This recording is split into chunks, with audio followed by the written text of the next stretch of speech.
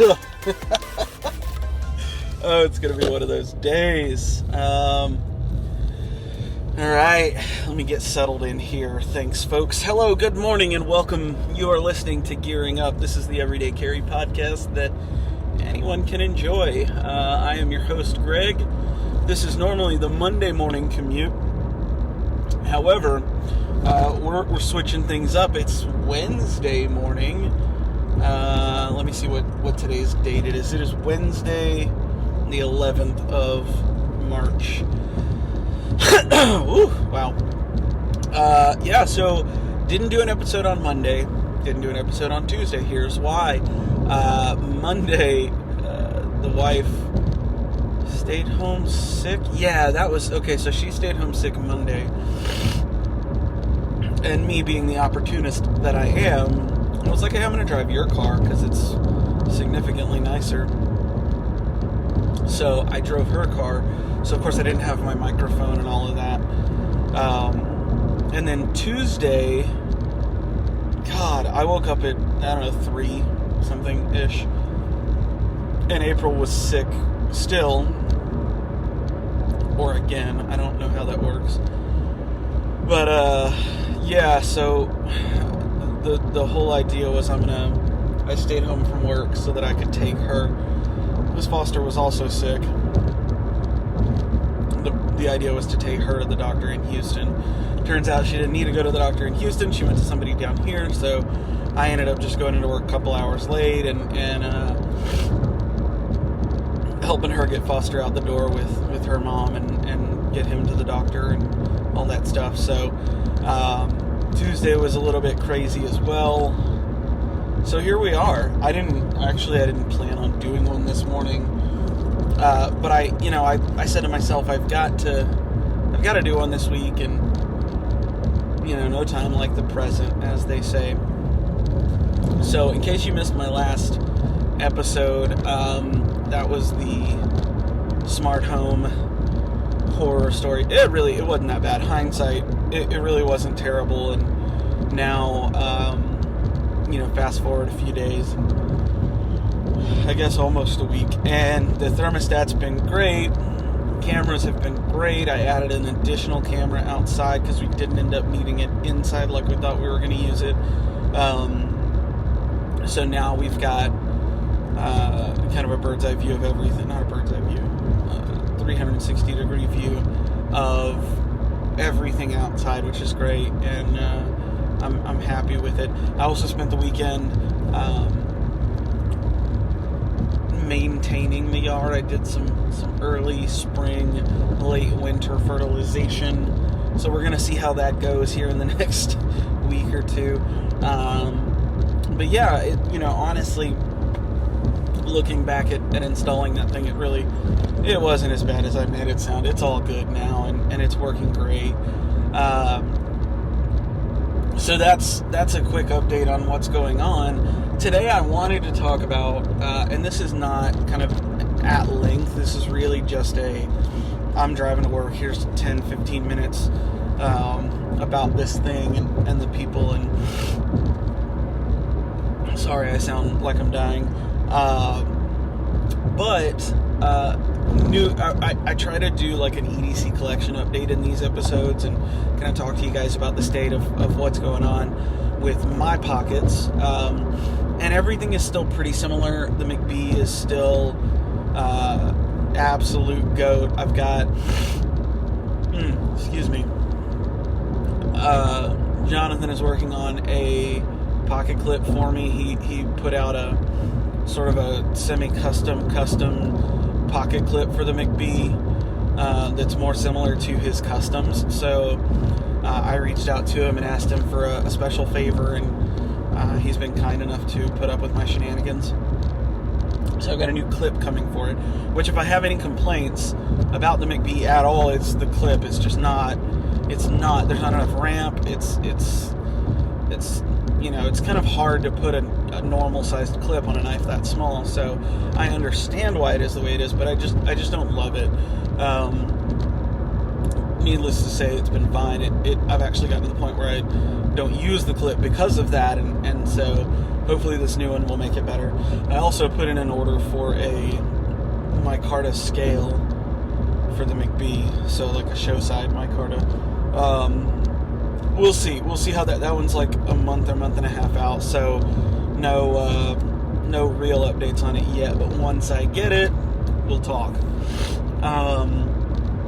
So yeah, that's the McBee.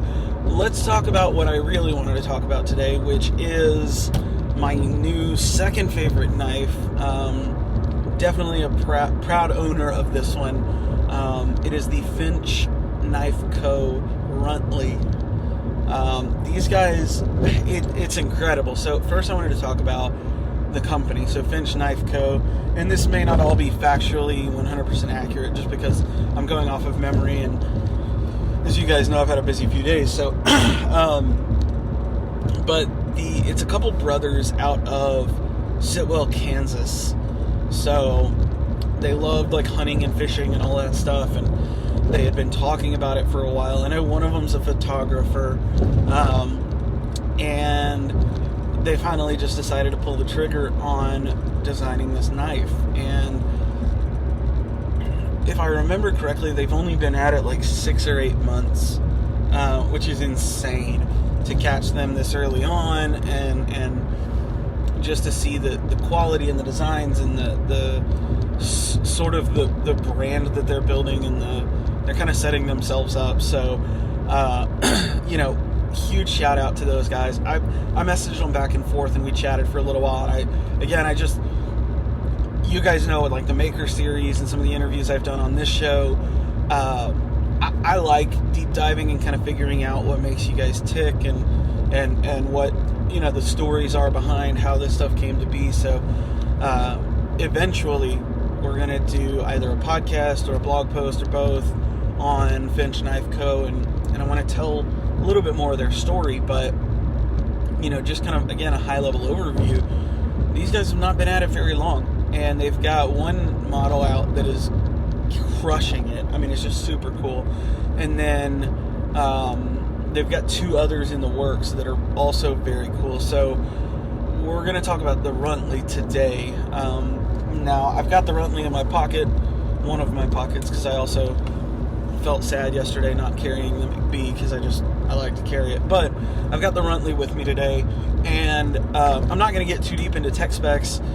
You guys can look those up, but it is a small knife. It's not quite as small as the McBee, but cutting edge is probably between 2.5 and 3. So it is a shorter knife, but they went with some really cool scale designs on these. So I personally bought the yellow one because I was drawn to that yellow color. It's sort of it's like a wood grain G10, if you guys have seen that pattern before, where it's not just like a plain flat sanded out G10. It's that sort of wood grain pattern. Super cool looking, and it's this interesting like mustard yellow is what I keep describing it as, and that's kind of been like the best word I can find. It's a really great yellow. It's not super bright. It kind of fits in with everything, and it's different. It's not black. It's not plain. Excuse me. Oh my god. I'll have to edit those down. But anyways, that was the first thing that drew me to the knife, was the color of the scales. I've never owned a yellow knife before, not something I would normally go after, but man, I was just drawn to it. And then you look at things like the Finch logo kind of at the bottom of the scale. You've got the color matched back spacer, so it's that same yellow G10. They've got a milled titanium pocket clip, so props to them for not going with something super thin, and just basic. I think that this really adds a nice touch, and the pocket clip excuse me, has really great ramp, really great spring to it. It's super easy in and out of the pocket, and it is a flipper. And one thing I don't normally love flippers, but this flipper tab is pretty discreet, so the jimping on it's great. It's really hard to make it misfire. Light switch, push button, whatever your method is, it works. So they've really dialed in the detent nicely on this thing. If you guys can hear me clicking it, they figured out the detent really, really nicely. It is a liner lock. I'm not normally a huge fan of liner locks, but the lockup is nice and early and solid and everything you'd want. And the action on it is very fidgety, so it's really good for that. And the blade. So the blade is in 690, I want to say. Yep. It's in 690. They've got this sort of decorative nail nick, which I thought was decorative at first, but it is somewhat functional. You can kind of thumb roll it. I was actually able to spidey flick it with the nail nick, so you can get kind of creative with opening methods, but all in all, it's very functional, even though it just kind of gives it that more traditional vibe. Looks like somebody took a really cool Wharncliffe flipper and was like, hey, I want that, but I want it to feel or look or give the vibe of like a traditional slip joint. And so they kind of took some of those design elements and brought them over. So huge fan of it. The blade shape is, again, I'm calling it a Wharncliffe. I hope I'm correct in that. But it's a very, again, snappy action. The blade is super sharp, to the point where these guys, they crack up. I open the box, and in the box you get the sticker and the warranty card and the paperwork and all that stuff, and then there's actually a fresh Band-Aid, just in case you happen to slice a finger or something, because it's very sharp. And so I thought that was kind of a funny and interesting touch. It is very slicey. It's relatively thin stock, and it is pretty slicey. So I was a fan of that action and a fan of using it. We got a big Amazon haul yesterday, so it got to tear through several packages, and it worked great. It worked like a champ. So this is, again, it came in like 2 days ago, so it's very, very first impression, very early. But just right out of the gate, the fit and finish, the attention to detail, kind of some of the design elements and the action on it, they're just great. They leave little to be desired. I mean, they did a fantastic job. And it's crazy. I posted this in my story. I must have gotten 15, 20 replies yesterday. Hey, what do you think? I will say, again, this is 2 days in, but first impression, this thing is great. If you like the design, or you like the color, or you want to support, again, a smaller brand with, kind of early in their journey, this is a great one to do it. I think the price point, it's about $140, and I think shipping's free. Don't quote me on that, not 100%. But I think for that, like, you're getting what you pay for. Like, it's value-wise, it's very good. I've seen some $130 to $160 knives that don't feel this well thought out or this polished. Now, again, it's a smaller knife, so if we're talking about some of the negatives, I mean, it is a smaller knife. You got to know that going into it. Same thing I said about the McBee is you don't buy this thing unless you want something smaller. It's a great little EDC size. I'm able to get kind of a 3.5 finger-ish grip, especially if I really try to kind of bear down on it. The ergos on it aren't, like a glove. I don't know if that's the right phrase, but there's definitely grip-wise, there are some things where the design keeps it from being, feeling like a Cadillac, but that's not really downplay on it at all. I'm not a super heavy user in that I don't break down cardboard boxes every day. I use it for light EDC tasks, and it cuts like a dream for that. Now, is that to say that it couldn't stand up to some of that abuse? I feel like it absolutely could, just in how it looks and feels and all that stuff. And these guys stand behind it. They want you to be happy with it. So again, early impressions, I absolutely love it. It's holding it in hand and getting it and feeling it and seeing it. It's exactly what I wanted and what I saw in those pictures that kind of drew me to it. Now, I grabbed the mustard yellow, I'm calling it. I think they just call it yellow. They also have a black model, which is black G10. I didn't want something that plain, but again, if you don't like the pop of color, but you like the design, that's the route to go. And then they also have like the jade G10, and it's sort of that translucent jade that a lot of jade knives look. Anyways, that one's really cool too. Kind of a ghost green or ghost jade, or I don't know, whatever you want to call it. But I've been messaging them back and forth, and then they actually, I guess it was yesterday, they announced the River's Edge Cutlery exclusive. So they're going to do a run of orange G10 with a black coated S30V blade, I think. I can't remember. I don't know if it's S30V or N690 or what they decided to go with. But they're doing a black DLC coated blade with orange scales. That's not for me. I'm not a big coated blade fan. I think you guys know that.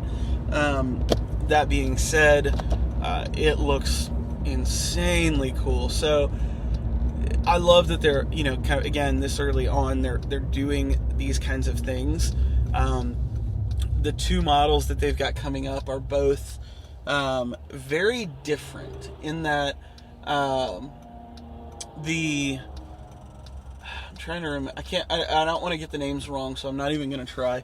I was looking at them yesterday, though, but they've got them on their website. One of them is a flipper, kind of like this one, but it's a little bit chubbier stock. I can't remember if it's not chubbier stock. It's a little bit chubbier grind. It's a weird way to describe it, but it's sort of a drop point or something like that. But it looks like, again, it looks like a slip joint that somebody said, hey, let's make that into a bigger flipper. Very cool design. I'm excited. They've got like one that, and it's sort of like half bolster, half scale, and one of them was like cocobolo wood, and one of them was carbon fiber, which you guys know how I feel about that, but that's whatever. At least there's more than one option. And then they've got another one that's a little bit more tactical looking, I should say. I hate saying that because that has such a weird connotation, but they've got one coming out it's definitely a little more aggressive looking. And I'm excited. I'm excited to see what they come out with, some of the different versions they make, and kind of where they go from here. So I don't normally do like full-on reviews, and that's not really what this was. It was just kind of an overview, and I wanted to give you guys some feedback because I got so many messages about this thing. Normally I'll get a couple of reactions, but to get 15 to 20 people saying, hey, what do you think? To me it just says, hey, this thing is catching some people's attention.